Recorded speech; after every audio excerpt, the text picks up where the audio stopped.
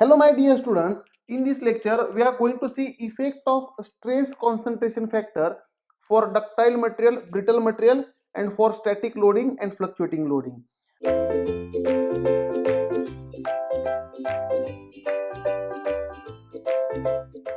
Now before this, what is stress concentration? Stress concentration is nothing but localization of high stresses near discontinuity. Near discontinuity the maximum stress is there. This is called stress concentration, that already we have seen in previous lecture.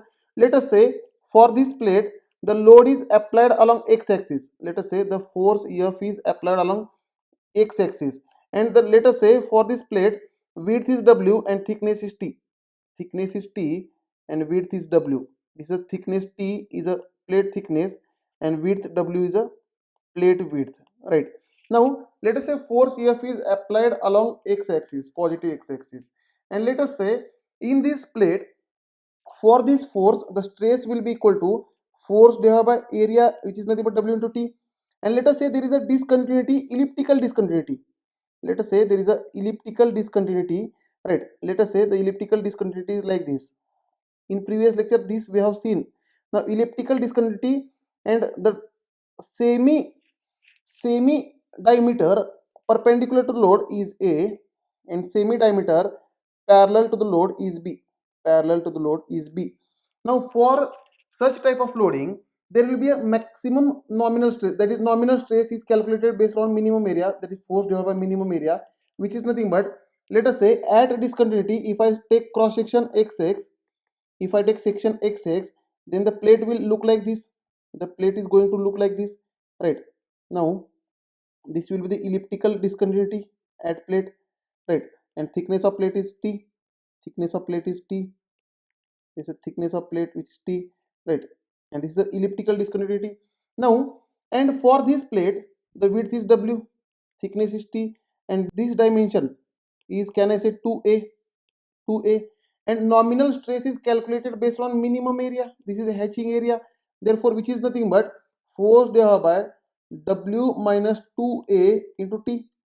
This is a nominal stress, and stress concentration is nothing but localization of high stresses near discontinuity. Means near discontinuity there will be maximum stress in the component. Near discontinuity there will be a maximum stress in the component, and as we go towards discontinuity the stress goes on increasing. The stress goes on increasing as we go towards discontinuity. The stress goes on increasing, right? Away from the discontinuity there is a stress which is smaller than sigma maximum. Now although also already we have defined theoretical stress concentration factor Kt, which is nothing but maximum stress near discontinuity divided by nominal stress calculated based on minimum area.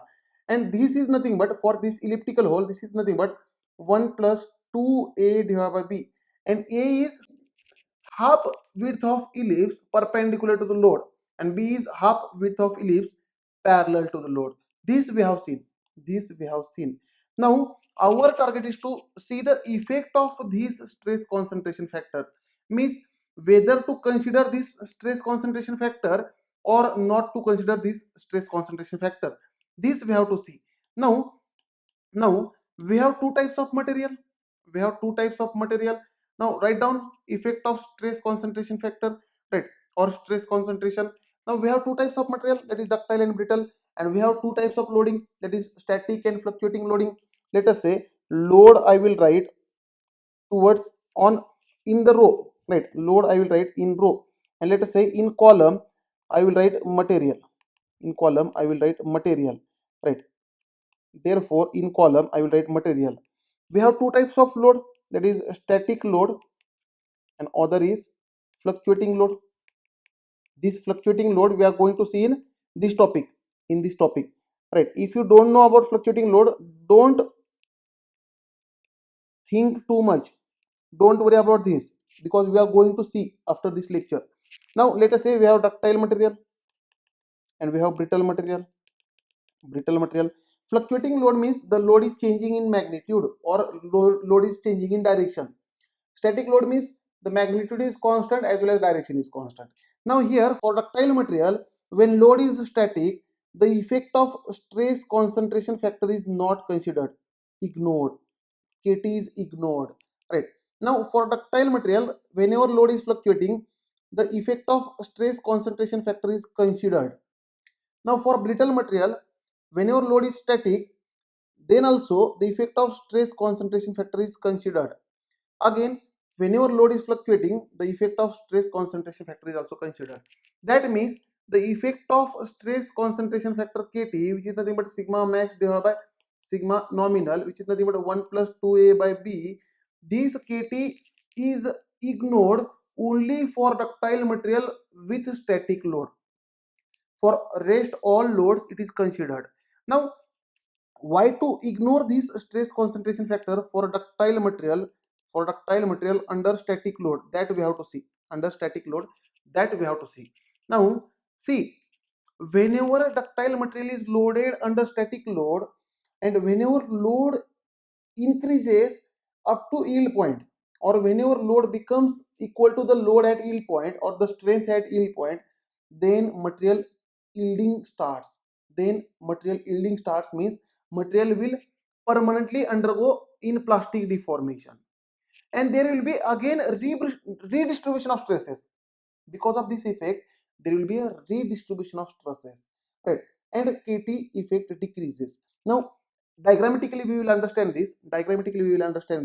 Now see, as see, for kt can I say Kt will go on increasing as a value goes on increasing, and Kt will go on decreasing as b value goes on decreasing, sorry, increasing, b value goes on increasing, right? With b increases, Kt goes on decreasing. Let us consider ductile materials under static load. Now, when the stress in the vicinity of discontinuity reaches the yield point, there will be a plastic deformation which results in redistribution of stresses. This plastic deformation or yielding is local and restricted to very small area in the component. Hence, theoretical stress concentration factor Kt is ignored for ductile material under static loading. Let us let us understand whatever written in the screen. Let us say, if I consider one component, for this component, let us say there is a discontinuity. Let us say this is a elliptical discontinuity, right? And on this plate, let us say a stress of magnitude 200 megapascal is applied. 200 megapascal is applied, right? And let us say yield strength of material is 400 MPa megapascal, and let us say Kt, theoretical stress concentration factor, is 2 for this material, right? Now as we applied the load or stress, let us say stress at this location is here. Stress at this location is 200 MPa. This is 200 MPa, 200 MPa, right?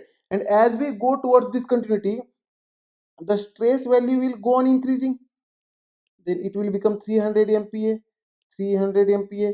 As we go towards discontinuity, the stress value is going on increasing. Let us say it becomes 400 now, MPa, 400 MPa.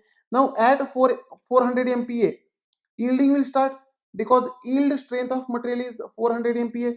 Therefore, due to this 400 MPa, there will be localized yielding will start.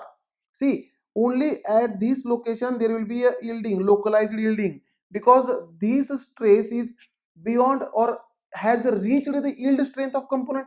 Therefore, there will be a localized yielding, and because of this yielding, localized yielding, the discontinuity shape will change. The discontinuity shape, previously it was like this dotted ellipse. Now because of this localized yielding of, because of this 400 MPa, the discontinuity now will become like this. The discontinuity will become like this because of localized yielding, right? This is called local yielding. Local yielding, right? Now, and because of change in shape of discontinuity, there will be a redistribution of stress concentration factor, which is nothing but Kt is equal to 1 plus 2a by b. Now here b is increasing, means Kt is decreasing. Therefore, because of this reason, because of local yielding for the ductile material, the theoretical stress concentration factor for ductile material under static loading is ignored. Kt is ignored for ductile materials under static loads. But my dear students, For fluctuating loads, the ductile materials behaves like brittle material. Whenever a ductile material is subjected to fluctuating load, it is behaving like brittle material. Now fluctuating load means, separately in next lecture we are going to see fluctuating loads. Don't worry about that. Fluctuating load means, let us say one component, for this component if I want to break this component, let us say if I apply, for this component let us say if I apply tensile load sigma t, right, and immediately after that I will apply compressive stress on the component, means alternate tension and compression. There will be a cycle of alternate tension and compression. One time tension, one time compression, means plus or minus sigma, plus or minus sigma. One time tension, then compression, then tension, then compression. Such type of loads are called fluctuating loads. And for such fluctuating loads, ductile materials behaves like brittle material. Ductile materials behaves like brittle material. Brittle material, right. And for brittle material, and if I talk about brittle materials, brittle material do not yield. There is no yielding for brittle material, no local yielding, no local yielding for brittle material, right.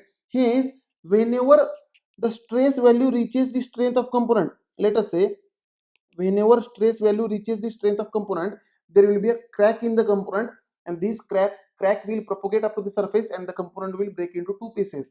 Let us say if I consider same discontinuity, and if I consider static load, that is one directional load, static load, and let us say it is a brittle material, and let us say the static stress is 200 MPa, 200 MPa, and let us say the yield strength is for this material 400 MPa, right. Now whenever the localized stress becomes equal to 400 MPa, then material will not yield.